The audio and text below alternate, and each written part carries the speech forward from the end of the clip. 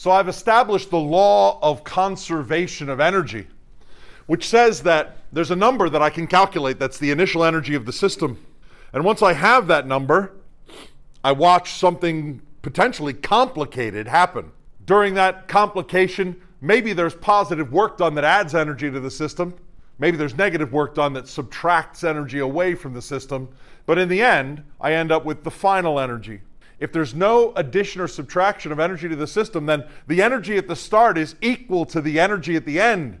For example, when an object simply falls under the influence of gravity, it starts out with gravitational potential energy mgh and finishes with kinetic energy 1/2 mv squared, and those energies are equal to each other.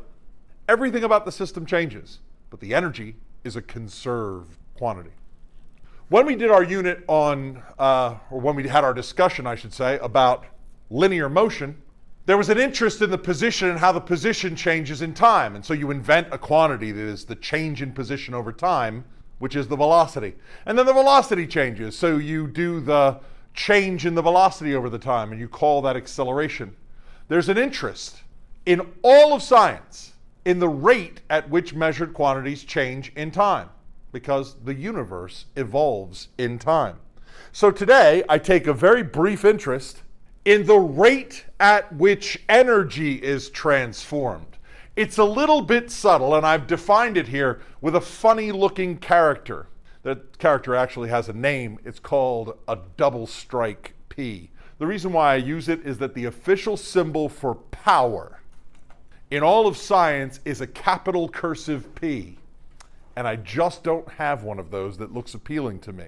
So it's a bit of a Scheidleism that I use a double struck P, which is like a reverse paragraph symbol. I use a double struck P for power. That's a habit that I have. You can use a capital P if you want, but shortly we're going to be using the letter P for a different, and as it happens, more ubiquitous quantity. So there's a little danger there. So use a fancy P for power, which is quite simply, by definition, delta E over T, the change in energy over time, which is a funny thing to say when my definition of energy is a quantity that never changes. Well, it does change though, doesn't it? If there's positive work done, then the energy increases. If there's negative work done, then the energy decreases. And indeed, all of the energies that I know of for our course, kinetic energy, gravitational potential energy, spring potential energy, all of these energies change in time. So I take a certain amount of energy measured in joules and divide by a certain amount of time measured in seconds, and I get the units of power, which are joules per second.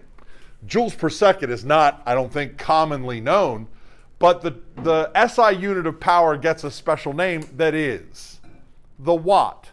If you go out to purchase some light bulbs are rated according to their wattage.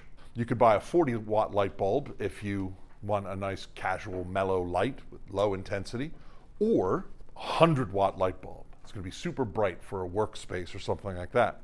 The wattage of a light bulb is related to its luminous intensity, which is the rate at which it transforms electrical energy into luminous energy and thermal energy. There's a rate at which the energy is transformed in a light bulb, and that's expressed as a certain number of watts. We've alluded to the metabolic energy of the human being. Slim pushes on a crate. The crate gains kinetic energy. Where did that energy come from? It came from metabolism. Well, as an energy transforming machine, your biology is working 24/7 at converting the food that you eat into available joules, just to keep you alive, to keep you mobile, and to help you accomplish things ultimately. Every human being has a wattage, like a base wattage of about 110 watts.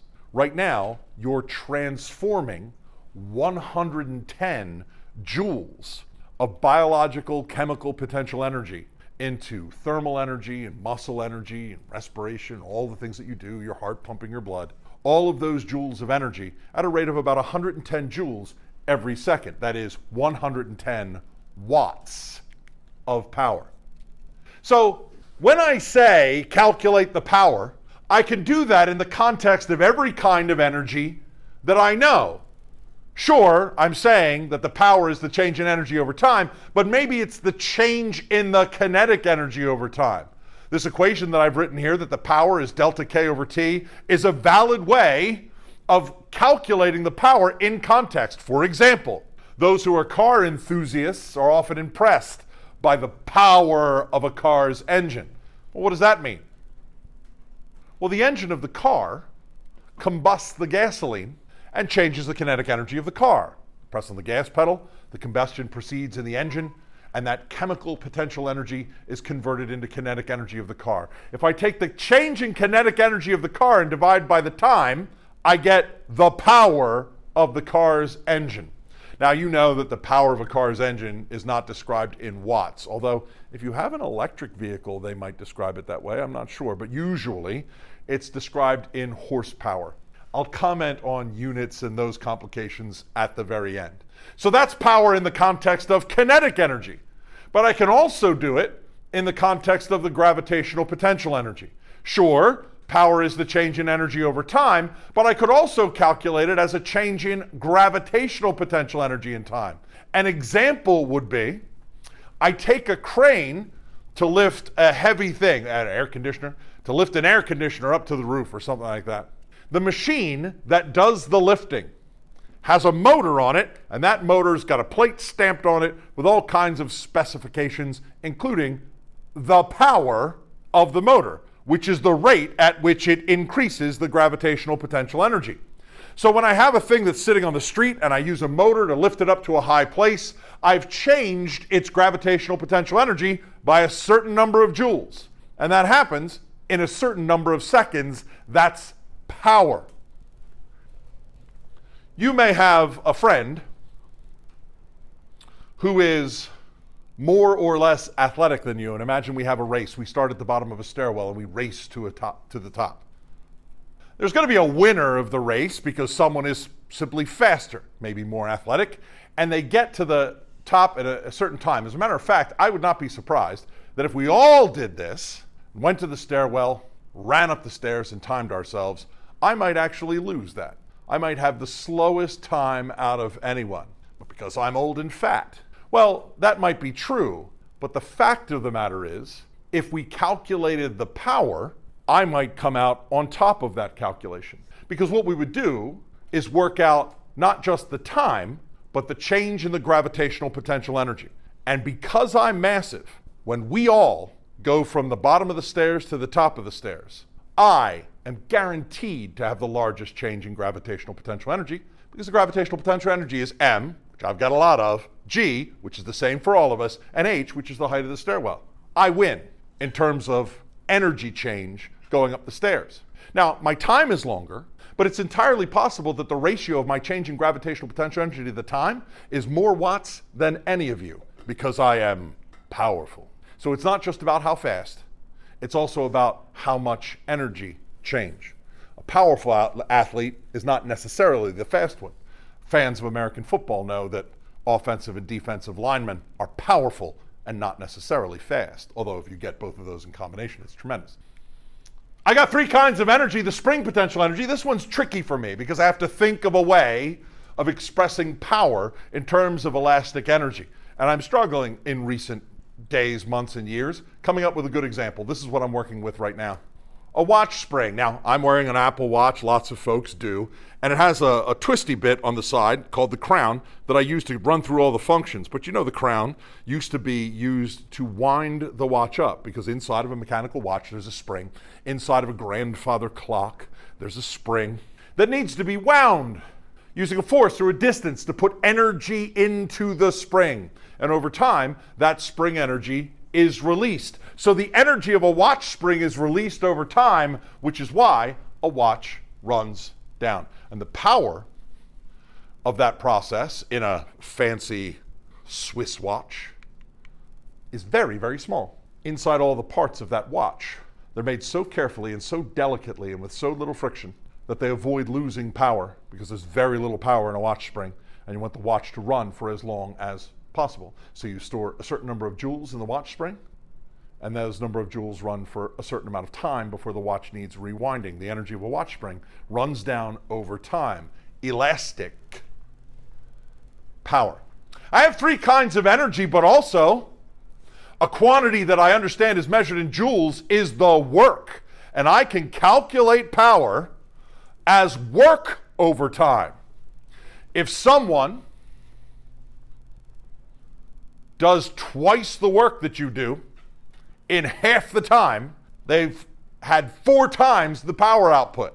Work over time is power. Now we know, by definition, leaving the cosine out, let's not muck about with the cosine and the component of the force and the direction of the displacement. It's generally the force times the distance is the work done, then divided by the time. But I notice this little part of my fraction here is familiar. It's the distance divided by the time, which is the speed. So a fourth way of calculating power is to take a force and multiply by the speed.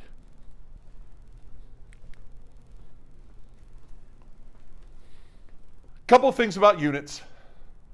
1,000 watts is known as a kilowatt. It turns out a watt is not much power at all. And in our modern society, there's often very, very large powers involved to make all of the fancy things associated with our technology happen. So we want to bear it in mind as we go through trying to solve problems and score points that 1,000 watts is 1 kilowatt. A curious thing, when you get a bill from the power company, they're usually billing you for kilowatt hours, which is a very strange thing. But it's a unit that, to scale, makes numbers that are very easy for consumers to understand. When you're billed by the electric company, you're billed by the kilowatt hour. Now, in general, if power, being supplied by the power company, if power is energy over time, and you multiply by time, you get energy.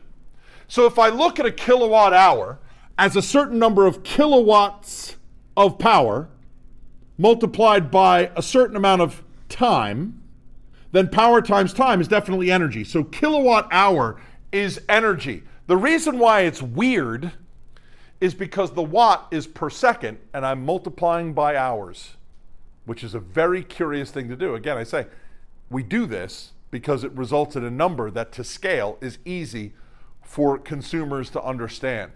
Because 1 kilowatt hour that you're being billed for is a very, very large number of joules. It's 3.6 megajoules. That's 3.6 million joules. So if you got a bill from the power company telling you that you had used billions of joules, most people sort of conventionally would find it difficult to get their heads around that. Also, there's the horsepower. A tiny little bit of history here. This is down to the Industrial Revolution.